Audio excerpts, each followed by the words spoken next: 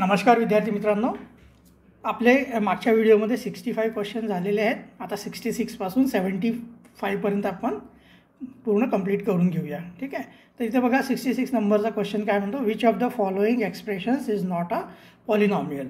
Polynomial काय असतात, असे अल्जेब्रिक एक्सप्रेशन्स ज्याच्यामध्ये जो व्हेरिएबल असतो, व्हेरिएबलचा जो आपला रेज टू पॉवर किंवा आपण जे इंडायसेस म्हणतो तो एक तर पॉझिटिव्ह असायला पाहिजे किंवा 0 असायला पाहिजे, निगेटिव्ह कधीच नसला पाहिजे. ठीक आहे. तर इथे बघा ABCD ह्या 4 ऑप्शनपैकी इथे बघा एक्सचं इथे जे इंडायसेस आहे ना, एक्स रेस टू पॉवर 2 आहे, इथे एक्स रेस टू पॉवर 1 आहे, इथे एक्स रेस टू पॉवर 3, इथे 1, इथे 5, इथे 1.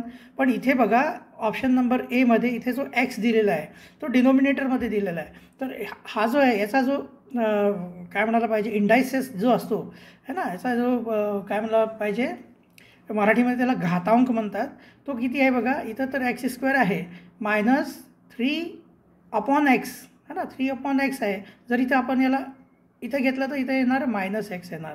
तर जर मल्टिप्लिकेशनमध्ये जर याला घेतलं तर -1 येणार. ठीक आहे. आणि +7. याचा अर्थ काय आहे की जो ऑप्शन ए जो आहे ना तो पॉलिनॉमियल नाही आहे, कारण कुठल्याही व्हेरिएबलला मायनसमध्ये ठीक आहे निगेटिव्ह नंबरचा इंडायसेस नसला पाहिजे. ठीक आहे. तर इथं आपला ऑप्शन कुठला येतो आहे, त्याचा ॲन्सर फर्स्ट ए नंबरचा त्याचा है ना जो आहे काय म्हणायला पाहिजे एक्सप्रेशन जो दिलेला आहे तो पॉलिनॉमियल नाही आहे. ठीक आहे. चला नेक्स्ट बघूया क्वेश्चन नंबर 67. क्वेश्चन नंबर 67 काय आहे बघा, the sides of right angled triangle forming the right angle are 5 centimeter and 12 centimeter. Find the radius of the circumcircle of the triangle. ठीक आहे. इथे एक राईट अँगल ट्रायंगल आपल्याला दिलेला आहे. ठीक आहे. असं एक राईट अँगल ट्रायंगल. ठीक आहे. एक मिनटं याला आपण याला कमी करूया.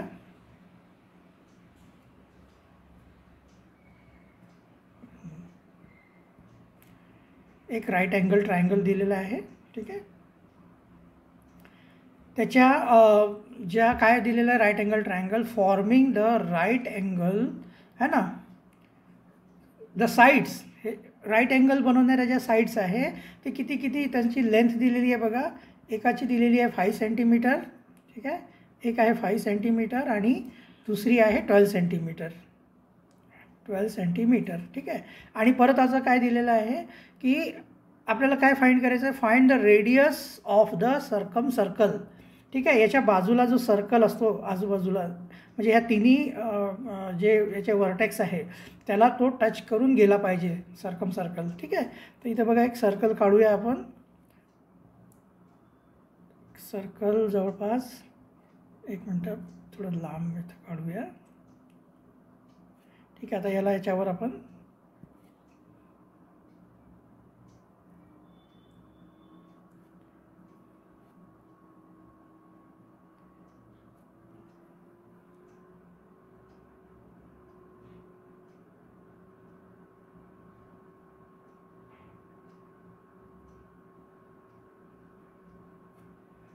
हे बघा हे सर्कल जो आहे तो तिन्ही याला टच झाला पाहिजे. ठीक आहे. हे बघा जवळपास झाला आहे आपला टच. ठीक आहे. असा जो सर्कल दिलेला आहे ठीक आहे ह्याला आपण सर्कल म्हणूया. ठीक आहे. आता याचा आपल्याला काय काढायचं आहे, रेडियस काढायचं आहे. आता इथं बघा ही जी साईड जी दिसती जी आपली हा जो राईट अँगलचा जो हायपोटेनस म्हणतात याला. ठीक आहे ना, हा जो आहे हा राईट अँगल आहे. सॉरी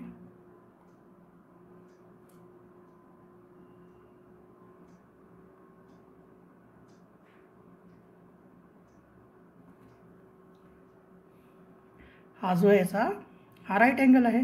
याच्या समोरची जी साईड असते त्याला काय आपण म्हणतो, हायपोटेनस म्हणतो. ठीक आहे. हा जो हायपोटेनस आहे हा सर्कलचा काय दिसतो आहे, डायमीटर दिसतो आहे आपल्याला.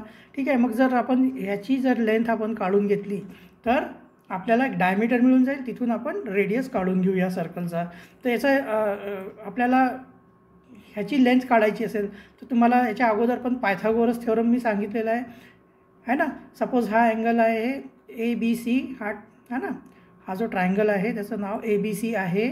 तर BC² = BC square is equal to AB square plus AC square.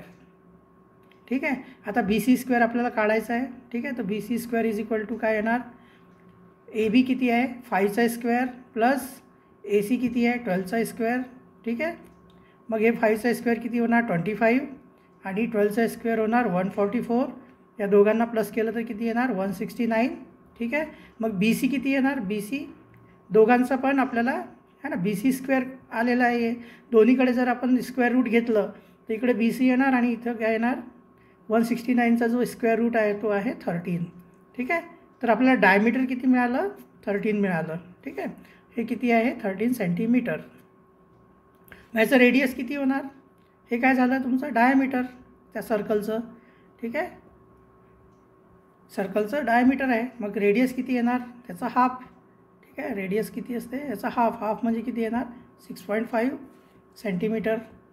मग याचं ॲन्सर कुठलं येते बघा 1 नंबरचंच येते. Option number 1 6.5 centimetre. ठीक आहे. सोपं आहे एकदम. चला बघूया नेक्स्ट क्वेश्चन 68. क्वेश्चन नंबर 68 बघा. The diameter of the wheel of a tractor is 2.1 centimeter. If the wheel completes 250 rotations, find the total distance covered by the wheel. आता इथं जी आहे याची जी ॲन्सर शीट आहे त्याच्यामध्ये ह्या क्वेश्चनचा ॲन्सरच दिलेला नाही आहे. कारण हे जो क्वेश्चन आहे थोडासा याच्यामध्ये मिसप्रिंटिंग आहे, चुकीचं आहे हा.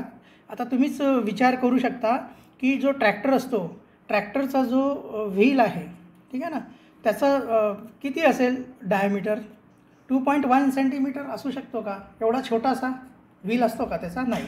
त्याचा जो आहे याचा जो डायमीटर आहे तो आहे ॲक्च्युली सेंटीमीटरच्या जागी इथं मीटर दिलेलं आहे पाहिजे होतं, मीटर. ठीक आहे. इथं जर मीटर दिलं असतं तर मग तो याचा ॲन्सर बरोबर येतो. जर आपण सेंटीमीटर पकडून जर केलं ना त्याचा ॲन्सरच येत नाही आहे. ठीक आहे. तर आपण काय करू, याचा ॲन्सर दिलेलं नाही आहे त्याच्यामध्ये, तरी पण आपण याला मीटर कन्सिडर करून याला सॉल्व करूया. इथं कसं दिलं आहे बघा, एक ट्रॅक्टरचा जो व्हील आहे सर्क्युलर असतो असा. ठीक आहे. याचा डायमीटर किती दिलेला आहे 2.1 मीटर. मग त्याचा रेडियस किती येणार,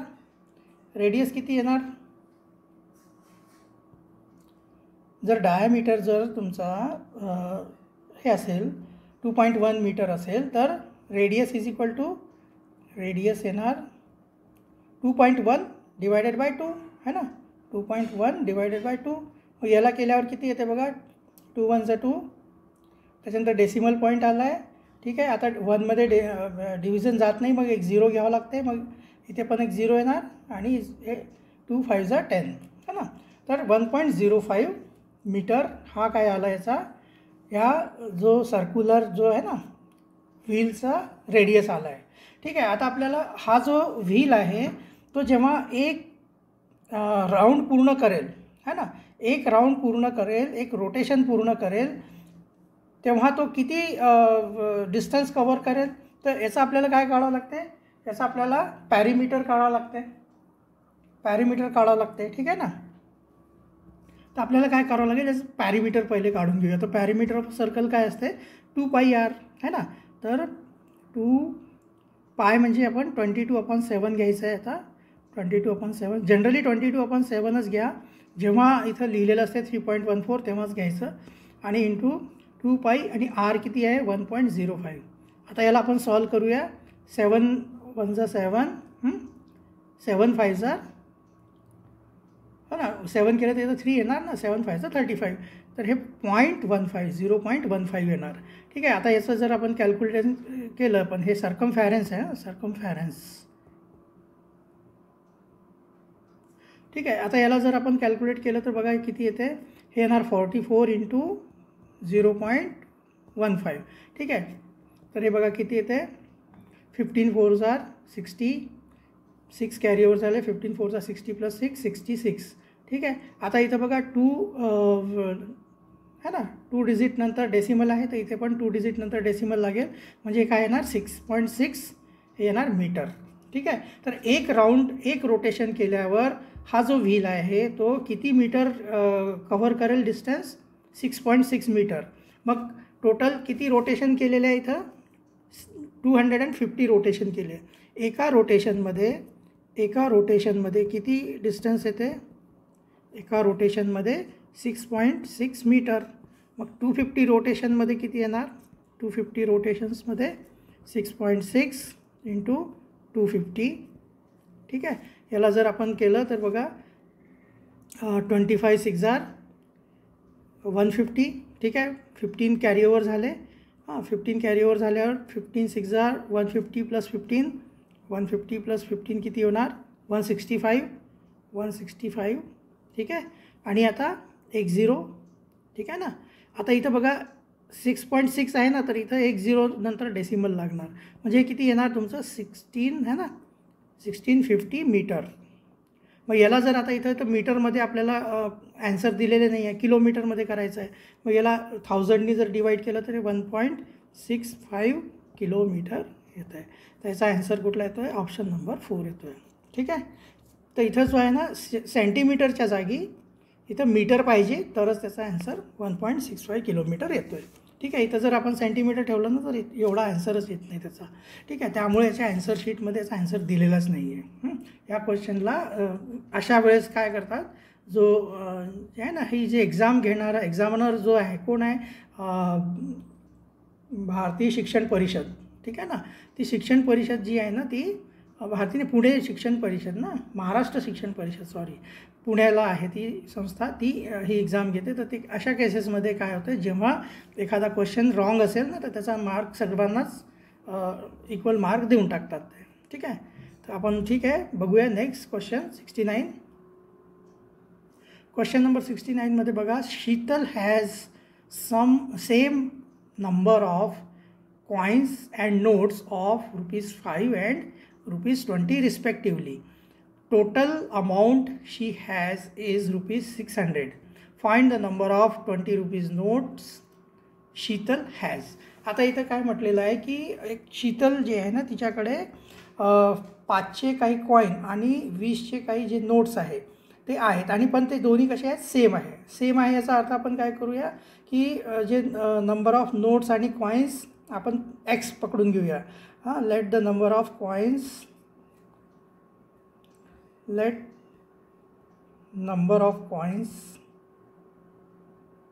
अँड नोट है ना, कॉईन्स इज इक्वल टू आणि नोट्स पण एक्स आहे समजा.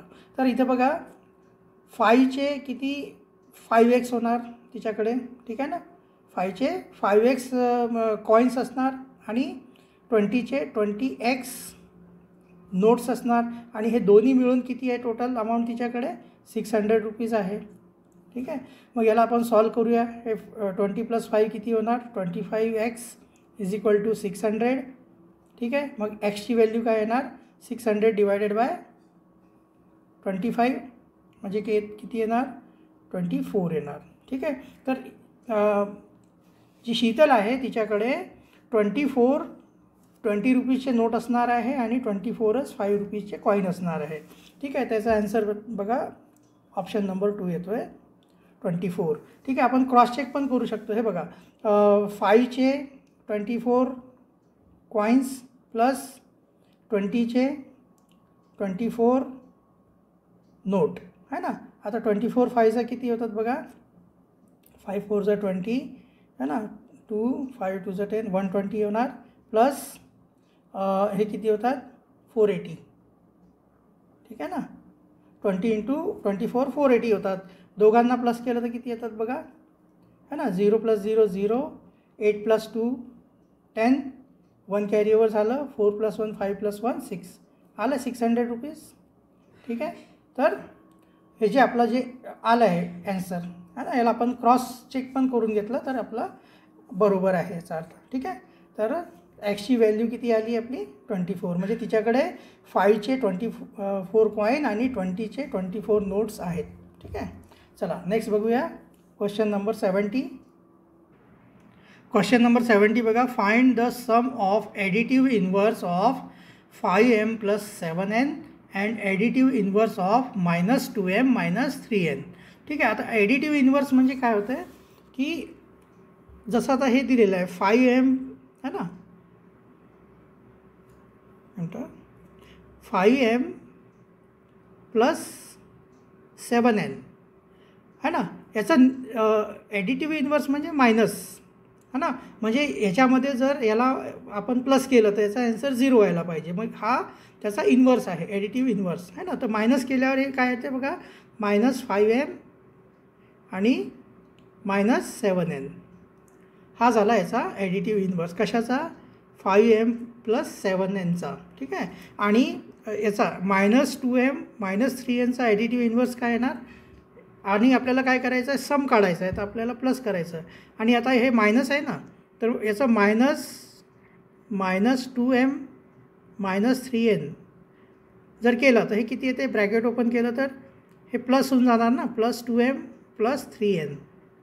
ठीक आहे. मग आपल्याला 2m + 3n आता ह्याला सॉल्व करून टाकायचं. हे बघा, m -5 आहे आणि हे +2 आहे, तर मायनसमध्येच येणार, -3m येणार. आणि हे 7n आणि हे 3n, 7 मोठा आहे, मायनस येणार, -4n. मग याच्यातला कुठला आन्सर येते बघा, ऑप्शन नंबर 2 जो आहे याचा करेक्ट आन्सर आहे. ठीक आहे. चला बघूया क्वेश्चन नंबर 71. क्वेश्चन नंबर 71 बघा, which of the following options is correct. आपल्याला हे ग्रेटर दॅन स्मॉल दॅन लिहिलेलं आहे. आणि आता इथं काय होतं आहे की असे फ्रॅक्शनमध्ये जर नंबर दिलेले असेल तर आपल्याला थोडंसं कन्फ्यूज होतो की कुठला मोठा आहे कुठला छोटा आहे. याच्यासाठी काय, आपलं डिनोमिनेटर सेम असले तर सोपं जाईल, पण इथं डिनोमिनेटर वेगवेगळे आहे, त्याच्यामुळे आपल्याला हे थोडंसं कठीण जाते. मग याच्यासाठी सोपी आयडिया काय आहे की याला डेसिमलमध्ये कन्वर्ट करून घ्यायचं. पहिले सर्वात पहिलं काय करायचं, डेसिमलमध्ये कन्वर्ट करून घ्यायचं. आता 2/3 म्हणजे आपण काय करावं लागेल, याला 2 / 3. तर याचं काय येणार, 0. आपण जर 2ला 3ने डिवाईड केलं तर 0.66 येत आहे. ठीक आहे. तर पहिला ऑप्शन काय आहे, मायनस है ना, 0.66 ग्रेटर दॅन -0.5. 1/2 म्हणजे काय होते, 5. हे पहिलं आहे. ठीक आहे. दुसरं बघा, आता दुसरं काय आहे, -0.66 ग्रेटर दॅन 1/2 म्हणजे 0.5 है ना. इथे मायनस नाही आहे, हे प्लसवाला आहे. ठीक आहे. त्याच्यानंतर तिसरं बघा काय येते, 5ला जर 4ने डिवाईड केलं तर बघा, 4 1 4. ठीक आहे. आणि 0 येते, पॉईंट येणार 25, 1.25 येणार. आणि हे पण मायनसमध्ये असणार, कारण -5/4 आहे, तर -1.25 येणार, लेस दॅन -2/3 म्हणजे काय होते, -0.66. ठीक आहे. आणि त्याच्यानंतर फोर्थवाला ऑप्शन काय येणार आपलं बघा, 5/4 म्हणजे काय होणार, 1.25. ठीक आहे. आणि लेस दॅन, आणि -2/3 म्हणजे किती होणार, -0.66. आता इथे बघा, एक तुम्हाला लक्षात घ्यावं लागेल इथं की मायनसमध्ये जर नंबर जी असते ती जेवढी मोठी असेल ना ती तेवढी छोटी असते. ठीक आहे. ही मोठी आहे, ही मोठी आहे 0.5पेक्षा, 0.66 जे आहे 0.5पेक्षा मोठा आहे, पण मायनसमध्ये असल्यामुळे हे छोटं असणार. मग हे जो ग्रेटर दॅनचं साईन आहे ना, हे रॉंग आहे. ठीक आहे. हे तर लेस दॅनचं साईन पाहिजे होतं. तसंच इथे बघा, आता हे तर मायनसमध्ये होतं, येतं तर प्लसमध्ये आहे. हे खरं तर हे मोठी आहे नंबर खूप, 0.5 जी आहे ना 0.66पेक्षा खूप मोठी आहे, पण इथं परत ग्रेटर दॅन -0.66 ग्रेटर दॅन 0.5 दिलेलं आहे. मग हे पण चुकीचं आहे. ठीक आहे. आता इथं बघा, -1.25 इज लेस दॅन -6.66. हे एकदम करेक्ट आहे, कारण जे 1.25 जे आहे ना, हे खूप छोटी नंबर आहे 66पेक्षा, कारण मायनसमध्ये आहे. त्याचं ऑप्शन जे आहे ना, हे करेक्ट आहे, थर्डवालं. आणि हे जे रॉंग आहे, कारण ही जी आहे ना 1.25 तर मोठी आहे कशापेक्षा, -0.66पेक्षा. मग इथं तर लेस दॅनचं साईन दिलेलं आहे, मग हे रॉंग आहे. मग याचं ऑप्शन कुठलं येतं, ऑप्शन नंबर 3 करेक्ट आन्सर आहे सर. ठीक आहे. हे असं तुम्ही डेसिमलमध्ये कन्वर्ट करून इझिली तुम्ही याला करू शकता. जेव्हाही फ्रॅक्शनचे नंबर, हे बघा सर्वांचं जर डिनोमिनेटर सेम असेल ना तर न्यूमरेटरला बघून आपण लगेच सांगू शकतो ग्रेटर दॅन लेस दॅन. पण असं जर वेगवेगळे इथं सगळ्यांचे बघा, इथं 3 2 है ना, 4 3 असे डिनोमिनेटर आहे. जर इथं 4 असताना तर पटकन आपल्याला हे बघा -5 छोटा आहे प्लस -2 मोठा आहे, पटकन आपल्याला सांगता आलं असतं. ठीक आहे ना. तर त्याच्यामुळे आपल्याला इथं 4 पाहिजे होतं है ना, तर आपण करू शकलो असतो याला. इथं सपोज इथं आता -3/4 असतं तर पटकन आपण सांगितलं असतं की -5 जी आहे ती छोटी आहे आणि -3 मोठी नंबर आहे, याचा आन्सर 3 आहे. ठीक आहे ना. पण आपल्याला असं नाही सांगता येत, मग आपण याला असं डेसिमलमध्ये कन्वर्ट करून इझिली आपण करून घेतलं आहे. ठीक आहे. चला नेक्स्ट आता क्वेश्चन नंबर 72. क्वेश्चन नंबर 72 बघा, the measures of 2 angles having common vertex are 35 degree and 55 degree. Then find the correct statement from the following. तर इथं काय केलेलं आहे की है ना, कॉमन वर्टेक्स म्हटलेलं आहे इथं बघा.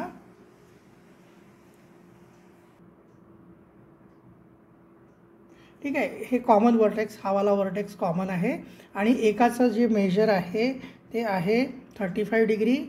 ठीक आहे, 35 डिग्री आणि एकाचं आहे 55 डिग्री. तर आपल्याला काय करायचं आहे, ह्या 4पैकी कुठले कुठले स्टेटमेंट आपले ट्रू आहे, करेक्ट आहे ते आपल्याला शोधायचं आहे. तर the angles are complementary to each other. बरोबर आहे. जर आपण कॉम्प्लिमेंटरी कधी असतात, जर हे दोन्ही अँगलचं जर ॲडिशन आपण केलं है ना, या दोन्ही अँगलचं ॲडिशन केल्यावर आपलं किती डिग्री यायला पाहिजे, 90 डिग्री जर येत असेल तर ते एकमेकांचे कॉम्प्लिमेंटरी असतात. तर 5 + 5 10, 3 + 5 8 + 1 9. मग हे कॉम्प्लिमेंटरी आहे एकमेकांचे. ठीक आहे. त्याच्यानंतर सेकंड ऑप्शन पण माझ्या माहितीप्रमाणे पण हे सेकंड पण बरोबर आहे. सेकंड ऑप्शन जे दिलं आहे ना, the 2 angles are adjacent angle, हा पण ट्रू आहे. पण याच्यामध्ये एक तर काहीतरी थोडं मला पण असं वाटतं की मिस्टेक असायला पाहिजे. इथे करेक्ट 2 अल्टरनेटिव्स असं तरी द्यायला पाहिजे होतं, किंवा मग याच्यामध्ये द 2 angles आर नॉट, इथं असं पाहिजे होतं आर नॉट ॲडजसेंट अँगल. मग त्याच्यातलं फक्त एकच आपलं ऑप्शन बरोबर राहिलं असतं. पण इथं आता दुसरं ऑप्शन पण मला बरोबर वाटत आहे. तरी पण तुम्ही पण तुमच्या हिशोबाने बघून सांगा की हे सेकंड ऑप्शन बरोबर आहे की नाही आहे. कमेंटमध्ये नक्की तुम्ही कमेंट करून सांगा. माझ्या मते तर हे दुसरं ऑप्शन पण करेक्ट आहे. हां, तिसरं नाही आहे. ठीक आहे, व्हर्टिकली अपोजिट नाही आहे. त्याच्यानंतर हे एकमेकांचे सप्लिमेंटरी पण नाही आहे. सप्लिमेंटरी व्हायसाठी दोघांचं जे ॲडिशन आहे ते 180 डिग्री असायला पाहिजे. पण इथं तर 90 डिग्री आहे ना, मग हे कॉम्प्लिमेंटरी आहे, तर सप्लिमेंटरी नसणार आहे. तर याच्यामधले 2 ऑप्शन तर 100% नाही आहे, 3rd आणि 4th. पण सेकंड मला असं वाटते की सेकंड, कारण ॲडजसेंट अँगल कशाला म्हणतात, जर एकच वर्टेक्स शेअर करत असतील दोन अँगल एकच वर्टेक्सला त्यांचं कॉमन वर्टेक्स जर असेल आणि ते दोन्ही एकमेकांना इंटरसेक्ट करत नसेल किंवा ओव्हरलॅप करत नसेल तर ते ॲडजसेंट अँगल म्हणतात त्यांना. आणि हे दोन्हीमध्ये ते सेम तसंच आहे. दोन्ही एकच वर्टेक्स, कॉमन वर्टेक्स आहे यांचं. ठीक आहे, आणि दोघंही एकमेकांना इंटरसेक्ट किंवा ओव्हरलॅप करत नाही, त्यामुळे हे दोन्ही ॲडजसेंट अँगल आहेत. ठीक आहे. तर 1 आणि 2 दोन्ही ॲन्सर याचे बरोबर आहे. ॲन्सर शीटमध्ये फक्त 1 दिलेलं आहे करेक्ट ॲन्सर, सेकंड नाही दिलेलं आहे. तर गॉड नोज काय आहे ॲक्च्युली. तुम्ही पण याला व्यवस्थित बघा आणि मला कमेंट करून सांगा की नेमकं काय आहे, मी जे बोलतो आहे ते बरोबर आहे का चुकीचं आहे. ठीक आहे. चला बघूया आपण question. Next question 73. Question number 73 आणि 74साठी असा एक बार ग्राफ दिलेला आहे आणि आपल्याला याच्यामध्ये आपण आता पहिले याला आपल्याला रीड करावं लागेल नेमकं काय दिलेलं आहे. तर बघा, हे जे आहे instruction for question number 73 and 74. In a city, a survey was conducted to find how many children were given polio dose. For this purpose, children staying in different wards were considered. The data collected is represented in the following subdivided bar graph. है ना, एक बार जो आहे त्याला सबडिवायडेड म्हणजे 2 division आहे त्याच्यामध्ये, एका बारला 2 याच्यामध्ये डिवाईड केलेलं आहे. Observe the bar graph carefully and answer the following question. आपल्याला हे व्यवस्थित बघायचं आहे. हा जो ग्राफ आहे तो बघायचा आपल्याला आणि त्याच्यानंतर 73 आणि 74चं आपल्याला करेक्ट आन्सर द्यायची आहे. तर इथे बघा हा जो बार ग्राफ दिसतो ना, याच्यामध्ये तुम्हाला पहिले हे समजून घ्या. हे काय दिलेलं आहे इथं, हे याला एक्स ॲक्सिस म्हणतो आपण. ही एक ॲक्सिस आहे आणि ही एक ॲक्सिस आहे, ठीक आहे ना. ही जी ॲक्सिस आहे एक्स ॲक्सिस असते, ठीक आहे, आणि हे असते वाय ॲक्सिस, ठीक आहे. आता एक्स ॲक्सिसवर काय दिलेलं आहे, वाढ दिलेलं आहे. कुठले कुठले वाढ आहे, ए बी सी डी, ठीक आहे. आणि इथे जे दिलेले आहे चिल्ड्रन है ना, इथं 10 20 30 40 50 60 70 80 हे काय नंबर ऑफ चिल्ड्रन्स. म्हणजे आता वार्ड एमध्ये किती मुलांनी, हे बघा आता इथं जे आहे ना, जे हा जो बार आहे याच्यामध्ये दोन पार्ट आहे. एकमध्ये असे लाईन क्रॉस केलेले आहे, ठीक आहे. हा जो आहे याचा अर्थ काय, polio dose given, polio dose दिलेले आहे. आणि जो ब्लँकवाला आहे तो पोलिओ डोस नॉट गिवन, हे पोलिओ डोस दिलेले नाही आहे. आता टोटल 80 मुलं आहे वार्डमध्ये, वार्ड एमध्ये टोटल किती 80 मुलं आहे. त्यापैकी 60 मुलांना पोलिओ डोस दिला आहे आणि जे 20 मुलं उरले 60 to 80पर्यंत जे ना 20 मुलं त्यांना पोलिओ डोस दिलेला नाही आहे. वार्ड बीमध्ये टोटल 60 चिल्ड्रन्स आहे, त्याच्यातले 50 चिल्ड्रन्सला पोलिओ डोस दिला गेला आहे आणि 10 चिल्ड्रन्सला पोलिओ डोस नाही दिला गेला आहे. वार्ड सीमध्ये जे आहे टोटल 40 चिल्ड्रन आहे, ठीक आहे. त्यापैकी 20ला पोलिओ डोस दिला आहे, 20ला पोलिओ डोस नाही दिला आहे, ठीक आहे. ह्या बारचं है ना वार्ड सी वार्डमधला. आणि डी जो वार्ड आहे त्याच्यामध्ये टोटल 70 चिल्ड्रन आहे, त्याच्यातले बघा 50 चिल्ड्रनला है ना, 50पर्यंत जो आहे असा क्रॉस केलेला आहे, ठीक आहे. 50 चिल्ड्रनला जो आहे काय दिलेला आहे, पोलिओ डोस दिलेला आहे. आणि ह्या ज्या दिसलेला बाकीचा जो ब्लँकवाला जो आहे 20 चिल्ड्रनला पोलिओ डोस दिला नाही गेला आहे. ह्या बारचं तुम्हाला असं रीडिंग पहिले करता आलं पाहिजे. जर तुम्हाला रीडिंग करता आलं तर तुम्ही व्यवस्थित याचे ॲन्सर, ठीक आहे, करू शकता, ठीक आहे. तर आता आपण बघूया याचे क्वेश्चन कसं दिलेलं आहे. हे बघा क्वेश्चन नंबर 73 काय आहे, how many children did not gate polio dose. किती मुलांना पोलिओ डोस नाही मिळाला आहे. तर ते आपण कसं काढायचं, जिथे जिथे हे ब्लँक आहे ना हे सगळे काउंट करून घ्यायचे. इथं किती आहे, हे 20 आहे, ठीक आहे. हे आहे 20, इथं किती आहे 10, इथे परत 20 आणि इथे परत 20, म्हणजे 20 + 20 40 + 20 60 + 10 70. तर 70 चिल्ड्रन असे आहेत ज्यांना पोलिओ डोस नाही दिला गेला आहे. त्याचा ॲन्सर कुठला येतो आहे, ऑप्शन नंबर 3 70, ठीक आहे, ज्यांना पोलिओ डोस नाही मिळाला, ठीक आहे. आता आपण क्वेश्चन नंबर 74 बघूया.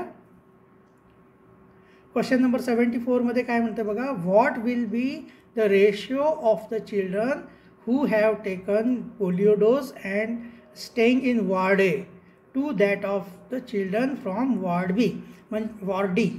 म्हणजे वार्ड एमध्ये ज्या मुलांनी पोलिओ डोस घेतलेला आहे ना, जितक्या मुलांनी घेतलेला आहे वार्ड एमध्ये, आणि तसंच वार्ड डीमध्ये जितक्या मुलांनी पोलिओ डोस घेतला आहे त्या दोघांचा रेशो किती आहे. म्हणजे रेशो म्हणजे डिव्हिजन करावं लागतं आपल्याला, डिवायडेड बाय करावं लागते. तर आता वार्ड एमध्ये बघा किती आहेत, 60 मुलं आहेत है ना, किती टोटल 60 मुलं आहेत